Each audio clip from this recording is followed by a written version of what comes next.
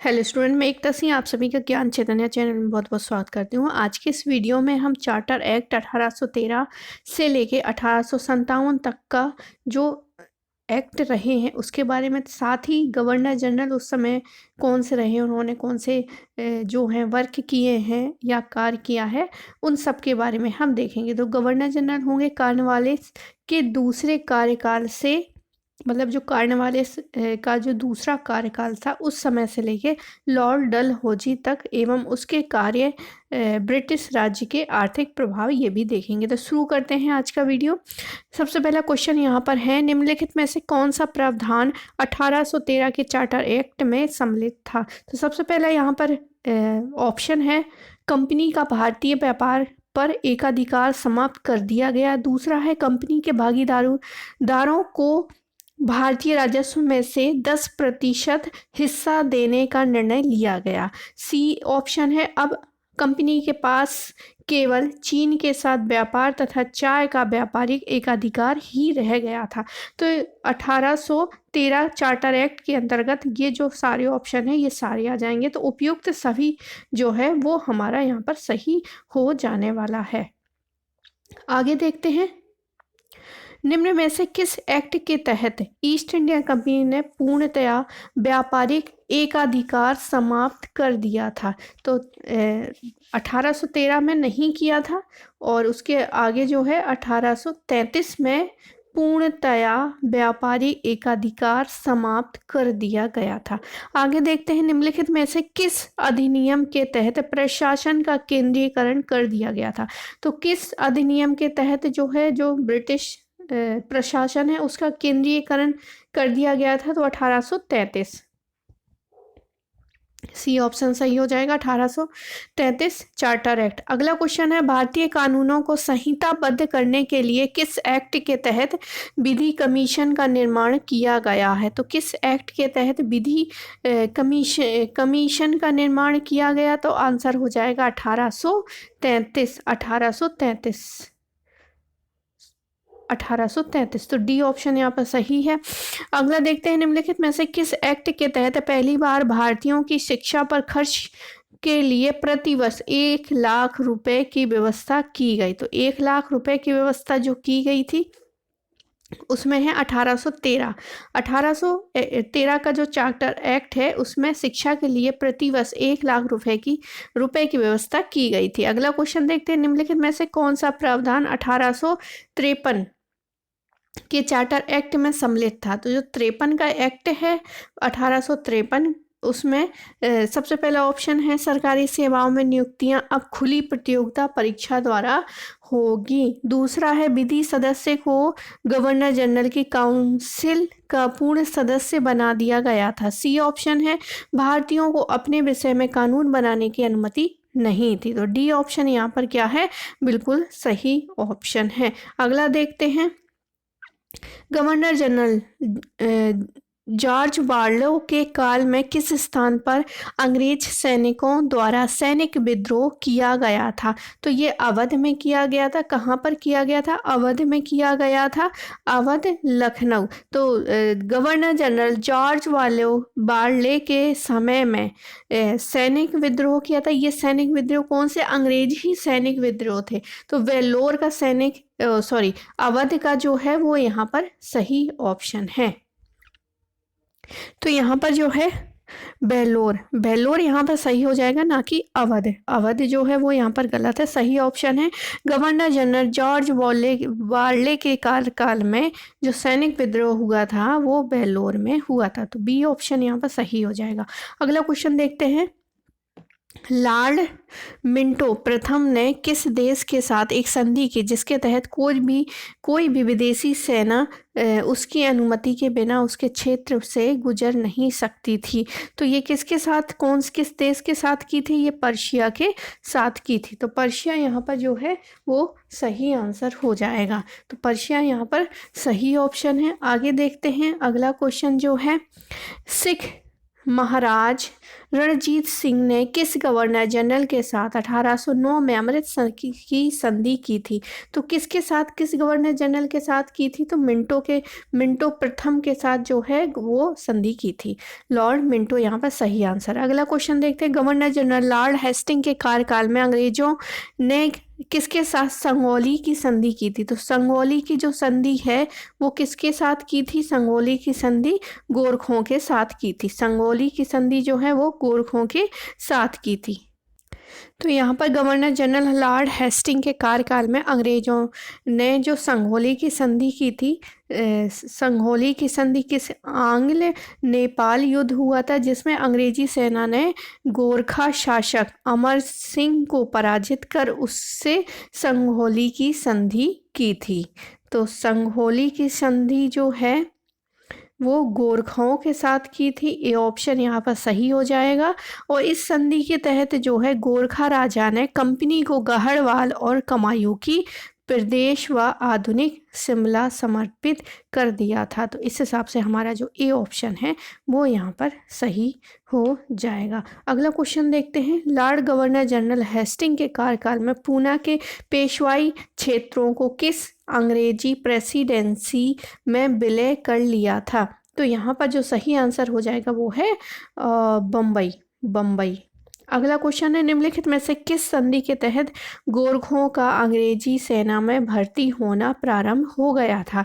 तो यहाँ पर जो बिल्कुल ए ऑप्शन संगोली की संधि के तहत अभी हमने देखा था उससे पहले, तो संगोली की संधि के तहत ही क्या है, गोरखों का अंग्रेजी सेना में भर्ती होना प्रारंभ हो गया था। तो ए ऑप्शन सही है। अगला क्वेश्चन, मेलकम ने किसे मराठा शिकारियों के साथ शिकारी कुत्तों की उपमा दी थी? तो ये कथन बहुत इंपॉर्टेंट है। मेलकम ने मराठा शिकारियों के साथ शिकारी कुत्तों की उपमा किसको दी थी? तो आंसर हमारा क्या हो जाएगा यहाँ पर? पिंडारी। पिंडारी यहाँ पर सही आंसर हो जाएगा। अगला क्वेश्चन देखते हैं, अंतिम आंग्ल मराठा युद्ध किस गवर्नर जनरल के कार्यकाल में हुआ था? तो लॉर्ड हेस्टिंग के कार्यकाल में हुआ था अंतिम आंग्ल मराठा युद्ध। आगे देखते हैं, मुगल सम्राट निम्न में से किसके लिए इस युक्ति का प्रयोग करते रहते थे? हमारा विशेष कृपा पात्र भृत्य आदरणीय पुत्र है। तो ये ईस्ट इंडिया कंपनी के लिए ये जो वाक्य है ये उपयोग किया जाता था। किसके द्वारा? मुगल सम्राट के द्वारा ये प्रयोग किया जाता। किसके लिए? ईस्ट इंडिया कंपनी के लिए। और क्या प्रयोग किया जाता था? कौन सा वाक्य? हमारा विशेष कृपा पात्र भात्र आदरणीय पुत्र है, ईस्ट इंडिया कंपनी के लिए। तो यहाँ पर बी ऑप्शन सही है। अगला क्वेश्चन देखते हैं, निम्नलिखित में से किसने मालाबार, कन्नड़, कोयम्बटूर आदि क्षेत्रों में रैयतवाड़ी व्यवस्था को लागू किया था? तो रैयतवाड़ी व्यवस्था को लागू करने वाले जो थे वो है टॉमस मुनरो। आगे देखते हैं, निम्न में से किसने बम्बई में महलवाड़ी तथा रैयतवाड़ी व्यवस्था के मिश्रण को लागू किया था?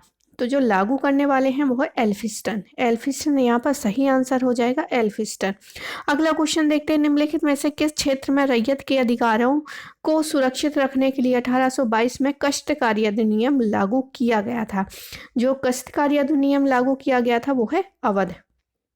अगला क्वेश्चन देखते हैं, लॉर्ड एम हर्ड के काल में हुए प्रथम आंग्ल बर्मा युद्ध का कारण था? तो यहाँ पर कारण पूछा है आंग्ल बर्मा युद्ध का, तो औपनिवेशिक स्वार्थ, औपनिवेशिक स्वार्थों के कारण जो है आंग्ल बर्मा युद्ध का एक कारण बना था, औपनिवेशिक स्वार्थ। तो सी ऑप्शन सही है। अगला क्वेश्चन, बैरकपुर छावनी का सैन्य विद्रोह 1824 में किस गवर्नर जनरल के कार्यकाल में हुआ था? तो सैनिक बैरकपुर छावनी में जो सैनिक विद्रोह हुआ था लॉर्ड एमहर्स्ट के काल में हुआ था। और वेलोर हम देखते हैं, वेलोर वाला जो है इससे पहले हमने वेलोर का भी देखा था। तो वो वेलोर का जो है वो हुआ था किसके काल में? जॉर्ज वार्ले के काल में हुआ था। और यहाँ पर बैरकपुर छावनी विद्रोह जो 1824 में हुआ था वो लॉर्ड एमहर्स्ट। तो दोनों ही बहुत इंपॉर्टेंट है। आगे देख लेते हैं, निम्न में से कौन सा कथन governor general Lord William Bentinck के संदर्भ में सत्य है? तो यहाँ पर जो सही आंसर हो जाएगा वो है भारत का पहला गवर्नर जनरल प्रथम गवर्नर जनरल था। उन्होंने 1829 में सती प्रथा पर रोक लगाई थी। बिल्कुल सही है। इन्होंने 1830 में ठगों के दमन के लिए प्रयास किया था। तो उपयुक्त सभी यहाँ पर सही हो जाएगा। आगे देखते हैं, लॉर्ड विलियम बेंटिक के शासनकाल में 1806 में वेल्लोर के सैनिकों द्वारा किए गए विद्रोह क्या कारण था? तो यहाँ पर जो कारण था वो पूछा गया है। तो यहाँ पर वेतन नहीं मिलना, ये भी सही है। वेल्लोर वाला के सैनिकों द्वारा जो 1806 में हुआ था ये पूछा गया। तो वेतन नहीं मिलना, अंग्रेजी सैनिकों के साथ समानता नहीं मिलना, कानों में बालियां ना पहनने देना, ये सारे के सारे जो है वो ऑप्शन यहाँ पर कारण बनते हैं। तो डी ऑप्शन यहाँ पर सही हो जाएगा। आगे देखते हैं, निम्नलिखित में से किस रूढ़िवादी भारतीय नेता ने 1829 ईस्वी में धारा 1700 के तहत बेंटिक द्वारा भारत में सती प्रथा को प्रतिबंधित करने का विरोध किया था? तो राधाकांत देव जो हैं वो यहाँ पर सही ऑप्शन है। इन्होंने ही विरोध किया था जो बेंटिक द्वारा सती प्रथा कानून लाया गया था। आगे देख लेते हैं, निम्नलिखित में से कौन सा कथन लॉर्ड विलियम बेंटिक के कार्यों से संबंधित है? इसने नर बलि प्रथा को प्रतिबंधित किया था। इसने राजपूत लड़कियों को शिशु हत्या पर रोक लगाई थी। उसने सरकारी सेवाओं में भेदभाव को खत्म करते हुए योग्यता को सेवा का आधार बनाया था। तो इस हिसाब से जो सही ऑप्शन है वो है उपयुक्त सभी। आगे देख लेते हैं, लॉर्ड विलियम बेंटिक ने किसे असंतोष की रक्षा का अभिद्वार माना है? असंतोष की रक्षा का अभिद्वार मानने वाले जो हैं वो है समाचार पत्रों को माना है। किसको माना है? समाचार पत्रों को। किसने? लॉर्ड विलियम बेंटिक ने असंतोष की रक्षा का अभिद्वार माना है समाचार पत्रों को। अगला क्वेश्चन है, लॉर्ड विलियम बेंटिक के कार्यकाल में मैकाले की अध्यक्षता में गठित समिति ने शिक्षा के किस क्षेत्र में समर्थन में अपना निर्णय दिया था? तो पाश्चात्य शिक्षा हो जाएगी, पाश्चात्य शिक्षा। अगला क्वेश्चन है, लॉर्ड विलियम बेंटिक ने किस स्थान पर एक मेडिकल कॉलेज की स्थापना की थी? तो लॉर्ड विलियम बेंटिक द्वारा एक मेडिकल कॉलेज की स्थापना कलकत्ता में की थी। तो डी ऑप्शन सही हो जाएगा। आगे देख लेते हैं, लॉर्ड विलियम बेंटिक के निरीक्षण में पश्चिमोत्तर प्रांत यानी आधुनिक उत्तर प्रदेश में नवीन भूकर व्यवस्था को लागू किया गया था। तो किसके द्वारा लागू किया गया था? रॉबर्ट मार्टिनसन बर्ट द्वारा। Robert Martinson Burt. तो ये क्वेश्चन जो है वो आया हुआ है यूजीसी नेट में। अगला क्वेश्चन है, निम्न में से न्याय के क्षेत्र में कौन सा कार्य लॉर्ड विलियम बेंटिक द्वारा किया गया था? तो जो कार्य है उसमें से कार्य देख लेते हैं। उन्होंने न्यायालय में फारसी के स्थान पर स्थानीय भाषाओं की अनुमति दी थी। बिल्कुल सही है। अगला देख लेते हैं, उसने उच्च स्तर के न्यायालयों में अंग्रेजी भाषा का प्रयोग को निश्चित किया। उन्होंने अपीलीय, प्रांतीय तथा सर्किट न्यायालयों को बंद करवाकर उसका कार्य मजिस्ट्रेटों तथा कलेक्टरों को दिया। तो डी ऑप्शन यहाँ पर सही हो जाएगा। अगला क्वेश्चन है, निम्न में से किसे समाचार पत्रों का मुक्तिदाता कहा जाता है? तो सर चार्ल्स मेटकाफ को समाचार पत्रों का मुक्तिदाता कहा जाता है। तो यहाँ पर जो है सी ऑप्शन बिल्कुल सही हो जाएगा। आगे देखते हैं, निम्नलिखित में से किस गवर्नर जनरल को कोर्ट ऑफ डायरेक्टर के आदेशों की अवहेलना करने के कारण पदमुक्त करके इंग्लैंड वापस बुला लिया गया था? तो किसको बुला लिया गया था? लॉर्ड एलन बरो को। लॉर्ड एलन बरो को इंग्लैंड वापस बुला लिया गया था। अगला क्वेश्चन है, निम्न में से किसके काल को कुशल आक्रमणता की नीति कहा गया है? तो किसको कुशल आक्रमणता की नीति कहा गया? तो यहाँ पर सही आंसर हो जाएगा लॉर्ड एलन बरो। लॉर्ड एलन बरो को कुशल आक्रमणता की नीति कहा गया। अगला क्वेश्चन है, निम्न में से किस गवर्नर जनरल ने कलकत्ता में दिल्ली तक ग्रांड ट्रंक रोड का निर्माण कराया था? तो यहाँ पर ग्रांड ट्रंक रोड का निर्माण जो है लॉर्ड ऑकलैंड ने करवाया था। Lord Auckland. अगला क्वेश्चन है, निम्न में से कौन सा कार्य लॉर्ड हार्डिंग के कार्यकाल में हुआ था? तो यहाँ पर देख लेते हैं, लॉर्ड हार्डिंग के कार्यकाल में प्रशासकीय पदों पर नियुक्ति में निश्चित पश्चिमी अंग्रेजी शिक्षा प्राप्त लोगों को वरीयता देना। अगला है, नरबली देने की कुप्रथा का अंत, ये भी उन्होंने किया था। प्रथम आंग्ल सिख युद्ध, ये भी, और उपयुक्त सभी। तो डी ऑप्शन यहाँ पर जो है वो सही हो जाएगा। अगला क्वेश्चन देखते हैं, भारत में ब्रिटिश साम्राज्य का विस्तार सबसे अधिक किस गवर्नर जनरल के शासनकाल में हुआ था? तो भारत में ब्रिटिश साम्राज्य का विस्तार सबसे अधिक जो है गवर्नर जनरल के कार्यकाल में हुआ था। उसका सही आंसर हो जाएगा डलहौजी। डलहौजी के समय में जो है ब्रिटिश साम्राज्य का सबसे अधिक जो है वो विस्तार हुआ था। तो लॉर्ड डलहौजी यहाँ पर सही आंसर हो जाएगा। लॉर्ड डलहौजी ने भारतीय राज्यों को ब्रिटिश साम्राज्य में मिलाने के लिए निम्नलिखित में से किस नीति का अनुसरण किया था? तो उन्होंने कौन कौन सी नीति?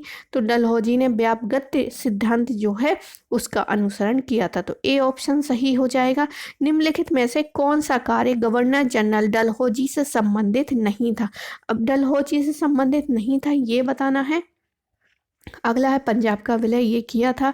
बाजीराव द्वितीय से परिवार तथा उसके उत्तराधिकारियों को पेंशन देने से इनकार। कर्नाटक के नवाब तथा तंजौर के शासक के राज्य पद की समाप्ति।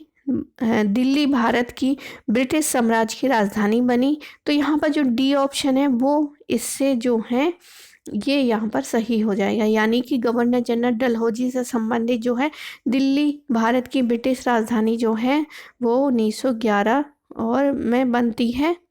तो ये जो है वो यहाँ पर सही नहीं है डलहौजी से संबंधित। अगला क्वेश्चन है, लॉर्ड डलहौजी ने अपने शासनकाल में बंगाल के तोपखाना का मुख्यालय किस स्थान पर हस्तांतरित किया था? तो किस स्थान पर हस्तांतरित किया था? मेरठ में किया था। मेरठ यहाँ पर सही आंसर हो जाएगा। अगला क्वेश्चन है, निम्नलिखित में से किसे पश्चिमी शिक्षा का मैग्ना कार्टा कहा जाता है? पश्चिमी शिक्षा का मैग्ना कार्टा जो है उसको कहेंगे वुड डिस्पैच को। बी ऑप्शन यहाँ पर सही है। अगला क्वेश्चन देखते हैं, लॉर्ड डलहौजी ने अपने व्यापगत सिद्धांत को क्रियान्वित करने के लिए भारतीय राज्यों को 3 वर्गों में बांटा। तीसरे वर्ग के अंतर्गत आने वाले कौन से राज्य थे? तो सबसे पहला ऑप्शन है वैसे राज्य जो ना तो अंग्रेजों के अधीन है और अधीनता स्वीकार की थी और ना ही कर देते। तीसरा है वैसे राज्य का यह क्षेत्र जो पूर्व में मुगलों तथा पेशवाओं के अधीन थे परंतु वर्तमान में अंग्रेजों के अधीनस्थ थे। वैसे राज्य जिसे अंग्रेजों ने संदों द्वारा स्थापित किया हो। तो सी ऑप्शन यहाँ पर बिल्कुल सही हो जाता है। लॉर्ड डलहौजी ने 3 सिद्धांत अपनाए थे जिसके अंतर्गत जो तीसरा है उसके अंतर्गत आएंगे वैसे राज्य जिसे अंग्रेजों ने संदों द्वारा स्थापित किया था। तो सी ऑप्शन यहाँ पर सही है। अगला क्वेश्चन देखते हैं, लॉर्ड डलहौजी ने किस भारतीय क्षेत्र का अंग्रेजी साम्राज्य में विलय सिर्फ इस आधार पर किया था कि वहां पर 2 डायरेक्टरों के साथ दुर्व्यवहार किया गया था? तो यहाँ पर सही आंसर जो है वो है सिक्किम। सिक्किम यहाँ पर सही आंसर हो जाएगा। अगला क्वेश्चन है, जब अवध का कुशासन के आधार पर अंग्रेजी राज्य में विलय किया गया उस वक्त अवध का नवाब कौन था? तो जिस समय अवध का विलय किया गया तो उस समय नवाब जो है वाजिद अली शाह थे। तो डी ऑप्शन यहाँ पर सही हो जाएगा। अगला क्वेश्चन है, भारत में रेलवे का जनक माने जाने वाले डलहौजी का भारत में रेलवे के निर्माण के पीछे का उद्देश्य क्या था? तो इनका जो उद्देश्य था वो सभी थे। पहला है भारत में ब्रिटिश साम्राज्य की सुरक्षा व्यवस्था को सुदृढ़ करना, भारत में ब्रिटिश पूंजी निवेश को प्रोत्साहित देना, औपनिवेशिक अर्थव्यवस्था का विकास करना। तो डी ऑप्शन सही हो जाएगा। अगला क्वेश्चन है, निम्नलिखित में से कौन सा कार्य लॉर्ड डलहौजी के कार्य में नहीं किया गया? तो सबसे पहले कलकत्ता को पेशावर से जोड़ने वाली विद्युत तार संचार को बिछाया गया, तो ये वाला उन्होंने किया है। शेंगनेशी को विद्युत तार विभाग का अध्यक्ष बनाया, ये भी सही है। 1854 में नया पोस्ट ऑफिस एक्ट पास किया गया, ये भी सही है। लॉर्ड डलहौजी के काल में दूसरी बार डाक टिकटों का प्रचलन किया था, ये गलत है। तो यही हमारा जो है आंसर सही हो जाएगा। आगे देखते हैं, लॉर्ड डलहौजी द्वारा लागू की गई नॉन रेगुलेशन प्रणाली क्या है? तो लॉर्ड डलहौजी द्वारा जो नॉन रेगुलेशन प्रणाली है वो है सीधे प्रशासन की व्यवस्था, सीधे प्रशासन की व्यवस्था। आगे देखते हैं, निम्न में से किस गवर्नर जनरल के कार्यकाल में सार्वजनिक निर्माण विभाग को सैनिक बोर्ड से अलग किया गया था? तो किसके कार्यकाल में किया गया था? तो वो है डलहौजी। डलहौजी यहाँ पर सही आंसर हो जाएगा। डलहौजी के कार्यकाल में ही सार्वजनिक निर्माण विभाग को सैनिक बोर्ड से अलग कर दिया था। मतलब लॉर्ड डलहौजी के कार्यकाल से पहले जो सार्वजनिक निर्माण विभाग था वो सैनिक बोर्ड के साथ ही अटैच था, और डलहौजी ने इसको क्या कर दिया, सार्वजनिक निर्माण विभाग को सैनिक विभाग से सैनिक बोर्ड से क्या कर दिया, अलग कर दिया था। ये थे कुछ इम्पोर्टेंट क्वेश्चन। अगले वीडियो में हम रैयतवाड़ी, महलवाड़ी, स्थायी बंदोबस्त यानी भू राजस्व व्यवस्था से संबंधित जो है क्वेश्चन आंसर करेंगे। तो आई होप आपको ये वीडियो पसंद आया तो प्लीज़ लाइक करें, शेयर करें, सब्सक्राइब करें। आप पूरा वीडियो देखने के लिए आप सभी का बहुत बहुत धन्यवाद। मिलते हैं एक और वीडियो के साथ।